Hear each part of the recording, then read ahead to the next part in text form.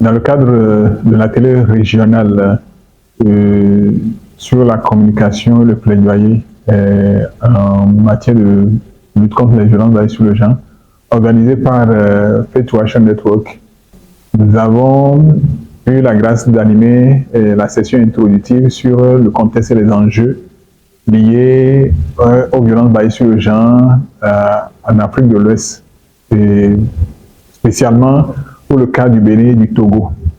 En tant que point focal du partenariat Faith to Action Network et AEB au niveau du Bénin, au cours de cette session, j'ai développé le contexte et les enjeux liés aux violences basées sur le genre. Cette session avait pour objectif de sensibiliser les leaders religieux présents à cet atelier qui sont venus du Togo et du Bénin, présents à cet atelier sur les violences basées sur le genre. C'était une session qui a été participative et qui a été vraiment mouvementée avec des présentations. Nous avons discuté autour de certaines images que nous avons présentées et des images qui témoignent de la présence des violences basées sur le genre au sein de nos communautés.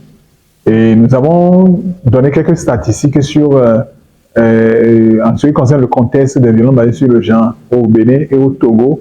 Et nous voyons quand même que le taux de violence basée sur le genre tourne autour de 32% au niveau du Bénin. Et ces taux-là sont alarmants. Et il était utile quand même que pour les communautés de foi, nous puissions parler de cette question pour qu'ensemble nous puissions voir de quelle façon nous pouvons devenir alliés dans la lutte contre les violences basées sur le genre. En tant qu'acteurs de la foi, nous avons un grand rôle, une grande responsabilité dans la lutte contre les violences basées sur le genre. Et nous ne pouvons plus nous taire, mais nous devons nous lever et faire comprendre à la société que les leaders religieux ont un grand rôle à jouer. Alors, lorsque, de façon générale, nous voyons qu'il y a certaines inégalités qui favorisent les violences basées sur le genre. Lorsque, par exemple, au sein de nos communautés, nous pensons que la femme n'a pas le même droit que l'homme, c'est la femme qui est vouée, par exemple, aux travaux domestiques et que le garçon, lui, il n'est pas obligé d'aller, par exemple, à la cuisine, de faire la lessive. C'est des facteurs qui favorisent, au fait, les violences basées sur le genre. Donc, nous avons discuté autour de ces thèmes-là et de comment, en tant que leader religieux, nous pouvons rééquilibrer pour que la lutte contre les violences basées sur le genre au sein de nos communautés puisse être une réalité. Donc, voilà autour de cette thématique-là que nous avons discuté pendant la session. Le temps n'avait pas vraiment suffi pour que chacun puisse s'exprimer parce qu'il y avait une folle envie au niveau des participants de pouvoir donner peut-être des témoignages, de présenter leur vécu, mais on n'avait pas assez de temps pour pouvoir discuter autour de cette thématique. Après ma présentation, des différents apports ont été faits par les participants. En l'occurrence, il y en a qui ont estimé quand même que ils sont confus par rapport à la lutte contre les violences basées sur le genre.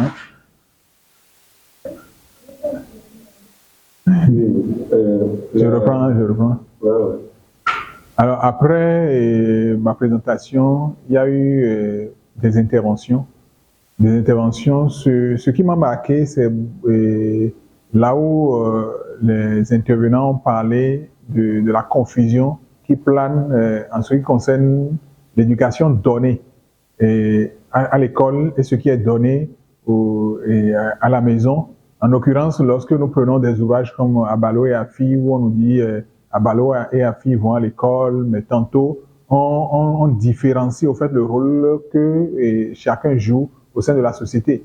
Abalo devait aller jouer au ballon, alors que Afi devait aller au marigot, devait aller à la cuisine. Donc il se demande qu'est-ce qu'il faut prendre entre ce que l'école enseigne et ce que l'enseignement qu'on donne à la maison.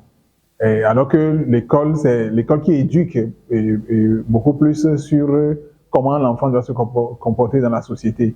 Bon, je pense que la réponse que j'ai donnée, c'est que nous devons comprendre quand même que au sein de nos sociétés, il y a trois grands ordres de religion, la religion chrétienne, musulmane et traditionnelle.